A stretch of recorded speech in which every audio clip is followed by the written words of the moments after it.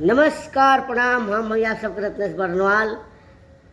आज हम आए बनी अपना उत्तर प्रदेश के कुशीनगर में एक फिल्म की शूटिंग करे खातिर। तो देख रहे बनी लुक हमार एवं नया लुक बाटे और फिल्म के नाम अभी डिसाइड नहीं है कि का नाम है फिल्म के। तो नया लुक में पहली बार ऐसा लुक हम शूटिंग कर रहे बनी। तो फिल्म के नाम अभी डिसाइड नहीं है फिर का रखाई का ना रखाई। तो इस फिल्म में बहुत ही प्यारा रोल बा हमार जिनकी रिलीज हुई की रोल के देखे के मिली। पहली बार हम एक नया गेटअप में और नया स्टाइल में ये रोल के बखूबी से निभाए के कोशिश करत तनी। फिल्म मेन्यू अपने रत्नेश बर्मा ब्लॉग खातिर बना रहा बानी वीडियो।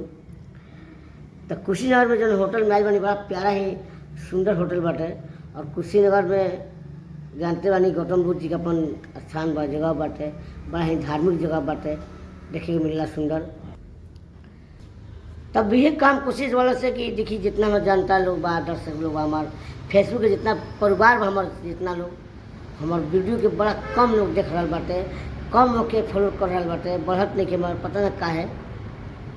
तो एक तो सबसे पहले 4 महीना बाद ही काम मिले बाटे जो फिल्म कर रहे बानी। बड़ा ही अच्छा लगल कि चलो भगवान कहीं ना कहीं से जुगाड़ लगैले।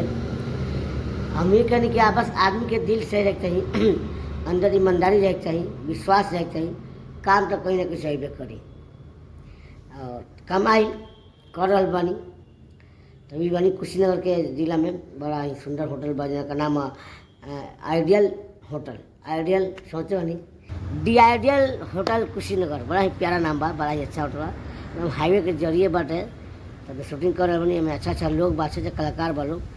बस 2-4-5 दिन में फिल्म के नाम भी पता चल जाई कि का नाम फिल्म के और सब बात में पता बताएं, अपडेट कर के।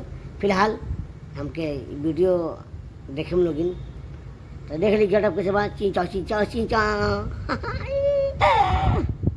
इस टाइप का रोल बाटे। मैं देखे के फुल कॉमेडी बा फिल्म में रोल बना। बहुत दिन बाद ऐसे कॉमेडी रोल करे जा रहा बनी। हालांकि गेटअप भी देखे बनी वालों की। तो ठीक बा, सही प्यार दुलार देते हैं हमके आगे बढ़ाते लोग तनी रुआ लोग चाहे तबे हम आगे बढ़ तो ना बढ़ सके। क्योंकि रुआ लोग से ही हमारा बड़ा विश्वास बाटे, हमारे जनता जनार्दन विश्वास बाटे। तो कि वो हमें चाहिए तब हम आगे बढ़म, नहीं बढ़ सके। ठीक है, वैसे ही प्यार दिला देते हैं और चैनल के हम आगे बढ़ाते हैं, देखते हैं।